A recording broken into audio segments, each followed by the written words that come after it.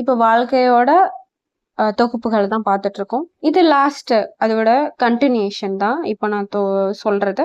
அதாவது last stanza இது ஒரு ஹெட்டிங்க்கு கீழே வர்றது தான் நான் 3 வீடியோவா போட்டிருக்கேன். இப்போ மிச்சம் இருக்கிறத நான் வாசிக்கிறேன். இது வரைக்கும் என்ன வாசிச்சோம், என்ன படிச்சோம், என்ன தெரிஞ்சுக்கிட்டோம் அப்படின்னு நான் கொஞ்சமா சின்ன ரீகேப் மாதிரி பண்ணிக்கிறேன். அதாவது கஷ்டப்பட்டு தன்னோட ஒளிய காண்றான் அந்த ஆத்மா.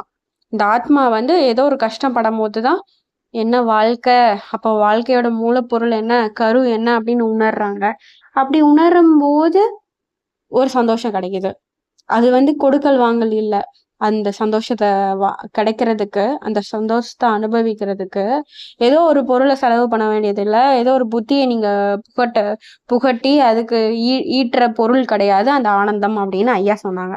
இப்போ இப்படி எவன் ஒருவன் பரிபூரணமான நம்பிக்கையுடன் பரம்பொருளை பார்க்க வேண்டும் என்னும் இச்சையை தன்னுள் வெளிப்படுத்துகின்றானோ அவன் தியானத்தில் அமர்ந்து தன் உடலை மறந்து பஞ்சேந்திரியங்களில் அனுபவித்ததில் இருந்து விடுபட்டு குரங்கென்னும் மனதை ஒரு புறம் தள்ளி வைத்து உட்கள்னால் தன்னுள் இருக்கும் மொழியை பின்பற்றி போனால் அப்பொழுது எங்கிருந்து வெளிச்சம் வெளிப்படுகின்றது என்பது அறிவாகும். அப்பொழுதுதான் தான் ஒரு ஆத்மஸ்வரூபம் பிரம்மாண்டமே தன்னுள் அடங்கியிருப்பதை அறிவான். இதில் உள்பொருள்களினால் பரஞானமும் பரம்பொருளின் பரமானந்தம் பரம்பொருளின் பராசக்தியையும் உணர நேருகின்றது. அப்பொழுதுதான் அவனுக்கு தான் வெறும் பஞ்சபூதங்களினால் ஆகப்பட்ட ஒரு சரீரம் அல்ல என்பது அறிவாகின்றது. இத்துடன் தான் இதுவரை அனுபவித்து கொண்டு வந்த புத்தி எனும் கருவியும் தான் அல்ல என்று உணரப்படுகின்றது.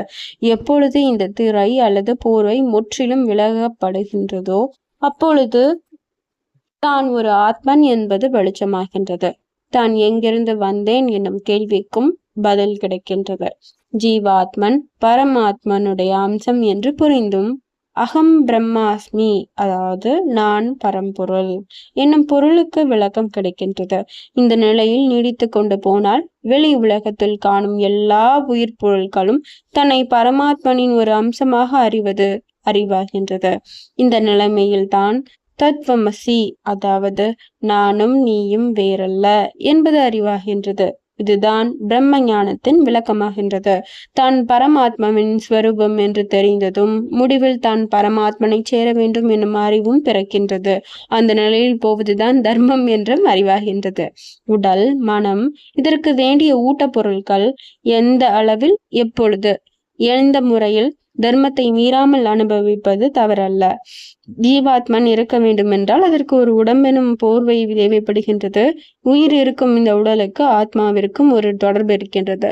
உடல் இழந்தாலும் உயிர் பிரிந்தாலும் ஆத்மன் கர்மம் என்னும் பிடியில் இருந்து விடுபட்டு தான் சேர வேண்டிய இடத்திலே சேர்ந்து விடுகின்றது. இதுதான் வாழ்க்கையின் ரகசியமாகும். வாழ்க்கையோட ரகசியத்தை ஐயா எவ்வளவு அற்புதமா விளக்கியிருக்காங்க. நான் கடவுள், அதாவது நம்ம கடவுள் தான் இல்லையா, அதை உணர்றது தருணம் தான் உங்களோட முக்திக்கான பாதை. எல்லாருமே கடவுள் தாங்க, கடவுளின் சிருஷ்டி, கடவுளின் ரூபம். அப்போ உதாரணத்துக்கு கிருஷ்ண பரமாத்மா இங்க அவதரிச்சாங்க. அவங்க ஒரு ஒரு உயர்ந்த ஆத்மா, அவங்களும் நம்மள மாதிரிதான். ஆனா அந்த ஆத்மா வந்து எந்த விதமான கர்வம் இல்லாம, அதாவது ஒரு கர்மாக்குள்ள அவங்க அகப்பட்டு கொள்ளல. தான்ற கர்வம் அவங்களுக்கு இல்லை. அந்த பண்புகள் எல்லாம் இருக்கிறதுனாலதான் அவங்க கடவுளோட நிலைக்கு உயர்ந்திருக்காங்க. அந்த மாதிரி நம்மளும் கடவுளோட நிலைக்கு உயர வாய்ப்புகள் இருக்கு. ஆனா செருக்கு வந்துடக்கூடாது, கர்வம் வரக்கூடாது, ஆணவம் வரக்கூடாது, அப்புறம் என்னாலதான் நடக்குது அப்படின்னு வரக்கூடாது. நீங்க கிருஷ்ண பரமாத்மாவை பார்த்தீங்கன்னு வச்சுக்கோங்களேன், அவங்க நினைச்சிருந்தா அந்த போர்வே கண்டிப்பா இல்லாம ஆயிருக்கலாம். ஒண்ணு இல்லைன்னா யாரு கௌரவர்களுக்கு புத்திமதி சொல்லி திருத்தி இருக்கலாம். இல்ல ஆனா வந்து இந்த விஷயங்கள் வந்து நடக்கணும்னு இருந்திருக்கு இல்லையா. ஆனா அதுக்கு அவங்க ஒரு கருவியா இருந்திருக்காங்க. எல்லா இடத்துலயும் தன்னை தாழ்த்தியே வச்சிருப்பாங்க. அவங்க ஒரு தேரோட்டியா தான் இருப்பேன்னாங்க இல்லையா. அப்படி தன்னை வந்து நான் தான் அப்படின்னு காமிச்சுக்கிறது கடவுள் இல்லை. இப்போ ராமர் அவதாரத்தை எடுத்துக்கோங்களேன். ராமபிரானும் ஒரு நொடியில ராவண அழிக்கிற சக்தி அந்த ஐயா கிட்ட இருந்திருக்கு இருந்திருக்கு. இல்லையா? ஆனா அந்த ஐயா வந்து தர்மத்தின் படி போனதுனால எவ்வளவு கஷ்டங்களை அனுபவிச்சாங்க. கஷ்டங்கள் மூலமா நம்மளுக்கு உணர்த்தப்பட்ட பாடங்கள் எவ்வளோ அப்படின்னு நம்ம யோசிச்சு பார்க்கணும். அதுவும் இல்லாம நம்ம அகத்திய பெருமான் நீங்க பாத்தீங்கன்னு வச்சுக்கோங்களேன், எல்லா இடத்துலயும் சம் ஹிடனாவே இருந்திருப்பாங்க. எல்லா விஷயத்துலயும் ஐயாவோட ஆஹ் என்ன சொல்றது, எப்படி விவரிக்கிறதுன்னு எனக்கு தெரியல. எல்லா ஒரு மூலப்பொருளா இருக்கட்டும், ஐயாவோட ஒரு கான்டாக்ட் இல்லாமலே இருந்திருக்காது.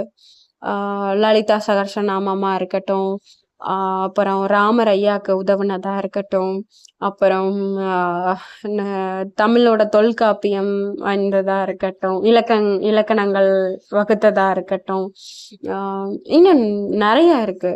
ஆனா தன்னோட பெருமையை வந்து அந்த ஆத்மாக்கள் வந்து பறைசாட்டல, நான்னு சொல்லல. அந்த நான்ற விஷயங்களை போகிறதுக்கு நம்ம முதல்ல முயற்சி செய்யணும்னு நான் விரும்பி கேட்டுக்கிறேன். முதல்ல அந்த ஈகோவை வந்து நம்ம தகர்த்து எறியணும். இவன் கையில என்ன இவனாலதான் வந்துச்சா, என்னால வந்துச்சு அப்படின்னு நம்ம சொல்றோம்ல, அது கூட இருக்கக்கூடாது. நான் செஞ்சதுனால இது நல்லா இருக்கு அப்படி இல்லை, கடவுளாலதான் இது நடக்குது அப்படின்ற விஷயங்கள் நம்ம வரணும். அந்த பக்குவம் வரணும், அந்த ஈகோ போகணும். அப்போது நம்மளுக்கு ஒரு டிட்டாச்மெண்ட் ஸ்டேட்ல நம்மளால இருக்க முடியும். அப்போது ஈஸியா கர்மங்களை கழிக்க முடியும். இந்த ஈகோவை கம்மி பண்றதுக்கு நீங்க என்ன சொல்றது, ஒன்றும் இல்லை அப்படின்னு உணரணும். என்னாலதான் நடக்குது, என்னாலதான் இது முடியும், என்னாலதான் இது முடிஞ்சது, நான் மட்டும் அப்படின்ற மாதிரி எந்த இடத்துலையும் இல்லாம தாழ்மையா உங்களால முடிஞ்ச அளவுக்கு எல்லாருக்கும் உதவி பண்ணுங்க. அப்புறம் உங்களை நீங்க நல்லா பாத்துக்கோங்க இன் சென்ஸ் உள்ளூர நீங்க உங்களோட ஒளியை காண்றதுக்கு உங்களோட ஸ்டெப்பை நீங்க எடுத்துக்கிட்டே இருங்க. கண்டிப்பா யார் மூலமாவது கைட் பண்ணுவாங்க. நமஸ்காரம்.